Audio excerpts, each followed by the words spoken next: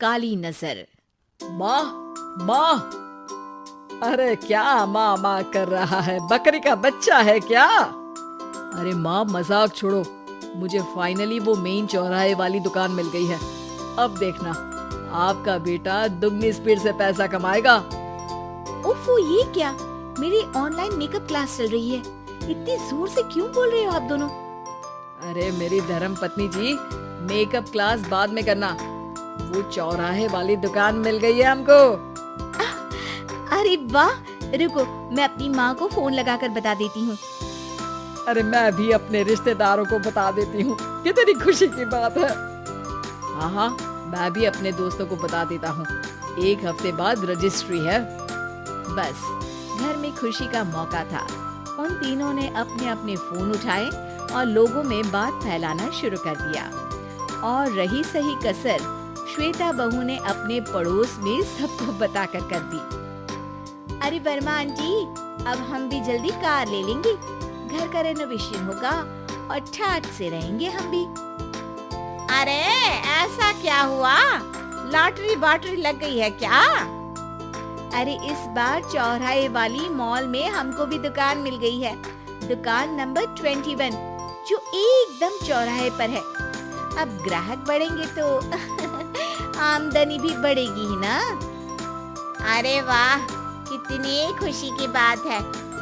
मैं बहुत खुश हूँ तुम्हें इतना खुश देख के। बाकी एक बात कहूँ, सबको मत बताते फिरना।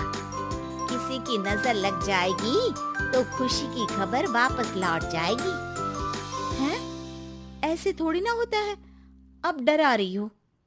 अरे सही कह रही हूँ। काली नजर कहते हैं इस चीज को, जब आप किसी को कुछ बताओ और वो काम बिगड़ जाए। अरे लेकिन मैं तो... तुमने सबको बता दिया ना? हाँ, फोन लगा लगा के। अब बच के रहना, काली नजर बड़ी खतरनाक होती है। श्वेता इतनी खुश रहती है कि वो वर्मा आंटी की बात पर ध्यान ही नहीं देती, जबकि पड़ोस में और भी लोगों से खुशी की खबर शेयर करती रहती है। अगले दिन राजेश बहुत दुखी होकर घर आता है। अरे बेटा, क्या हुआ? मुंह क्यों सूजा हुआ है? मधुमक्खी ने काट लिया क्या? माँ, वो दुकान किसी और के पास चली गई। किसी ने ज्यादा भाव लगा दिया। अरे पर बात तो आपसे हुई थी ना उस दुकान वाले की। हाँ, आज मैं टोकन अमाउंट देने गया था, तब मुझे पता चला। कोई आकर सुबह मुझसे पहले ही ज्यादा अमाउंट दे गया। काली नजर। क्या कहा? वर्मा आंटी ने समझाया था कि किसी को बताना मत, वरना काली नजर लग जाएगी। अच्छा, तुम्हें उनकी बात मान लेनी चाहिए थी। उनकी बात मान लेती, लेकिन उसके पहले ही सबको बता चुके थे ना हम तीनों। अरे अगली बार से ध्यान रखेंगे। कोई भी नई चीज होगी तो किसी को नहीं बताएंगे।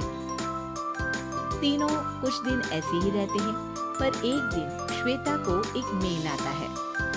राजेश, मेरा ऑनलाइन मेकअप कोर्स कंप्लीट हो गया। अब मैं खुद का पार्लर खोल सकती हूँ। अरे वाह, अपने मोहल्ले में ही खोलते हैं। ये जो घर के सामने दुकान है ना, वहीं।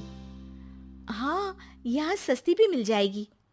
अगले दिन श्वेता वर्मा आंटी के पास जाती है मिठाई का डब्बा लेकर। अरे आओ आओ, कैसे आना हुआ? जोर से नहीं बोलूंगी। वो सामने वाली दुकान है ना, वहाँ मैं अपनी पार्लर की दुकान खोलने वाली हूँ। उसकी मिठाई है।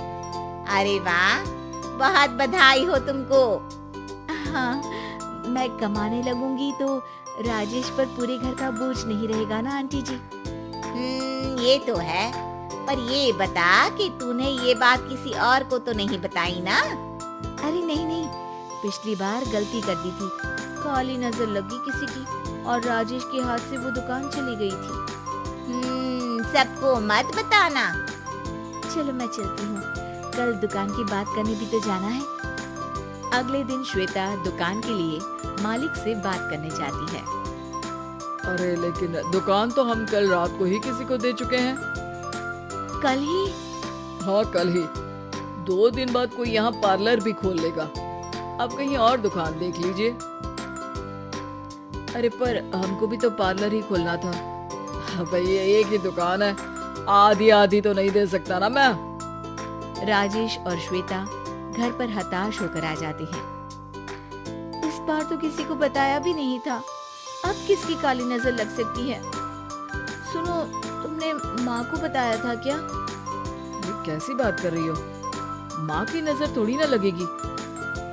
पक्का तुमने किसी को नहीं बताया था ना?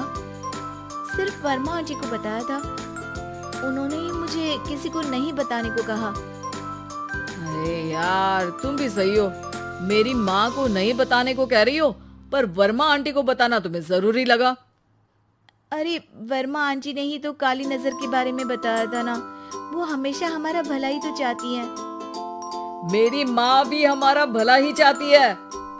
अरे पर चिल्ला क्यों रहे हो? बात नहीं कर सकते क्या आराम से? नहीं आता वो आराम से बात करना, और करना भी नहीं चाहता हूँ मैं। दुकान जाने का दुख गुस्से में बदल गया था और राजेश और श्वेता में बात बंद हो गई थी। 2 दिन बाद मोहल्ले में पार्लर का इनॉग्रेशन हुआ, जिसमें मोहल्ले के सभी लोगों को बुलाया गया, पर श्वेता, राजेश और माँ नहीं जाते। माँ अंदर आ जाओ, क्या देख रही हो? अरे नया पार्लर देख रही हूँ अपने आंगन से। देखो, माँ को दूसरे का सुख देखने में कितना मजा आ रहा है, मेरा दुख नहीं दिख रहा इन्हें। यहाँ मेरा पार्लर भी तो हो सकता था। अरे चुप रहो यार, हर बात में लड़ाई क्यों ढूंढ रही हो? राजेश और श्वेता फिर बहस करने लगते थे। तभी माँ ने दोनों को बाहर बुलाया। अरे जरा देखो तो, दुकान चलाने वाले का बोर्ड पर नाम क्या लिखा है? श्रुति वर्मा। गाड़ी निकाले बेटा, हमें कहीं जाना है। काली नजर का इलाज कराने? राजेश अपनी बाइक निकालता है। तीनों ट्रिपलिंग कर रहे हैं। माँ राजेश को उस मॉल वाली दुकान पर लेकर जाती है जहाँ राजेश अपनी दुकान खोलने वाला था। यही दुकान लेना चाहता था ना तू? हाँ, पर इनको भी दुखी करने लेकर आई हो क्या यहाँ पर दुकान दिखाकर? वहाँ काफी नहीं था? अरे श्वेता थोड़ा सब्र रख, अभी पता चलेगा कि हम यहाँ क्यों आए हैं। बता, इस दुकान चलाने वाले का नाम क्या है? अनुपम वर्मा। कुछ समझ में आया? वो दुकान वाली श्रुति वर्मा, ये दुकान वाला अनुपम वर्मा, और हमारे पड़ोस में हमने उस दुकानों के बारे में बताया किसको था? वर्मा आंटी को। मतलब वर्मा आंटी ही हमारा काम बिगाड़ रही है? नहीं नहीं, ऐसा नहीं हो सकता, ये बस इत्तेफाक है।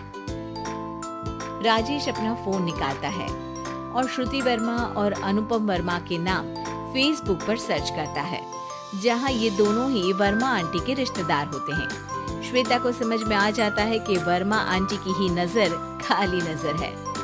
अब क्या करना है? कोई भी खुशी की खबर हो तो काली नजर से बचना है, यानी वर्मा आंटी से बचना है। अरे पर मुझे ये समझ में नहीं आया कि वो हमारे साथ ऐसा क्यों करेंगी। अरे बेटा, एक सीख है, दूर के आदमी को आपकी तरक्की से कम परेशानी होगी, पड़ोसी को ज्यादा। दोनों माँ की बात में हामी भरते हैं और अगला काम चुपचाप करने की कसम खाते हैं, ताकि आगे से वर्मा आंटी कोई काम ना बिगाड़ सके।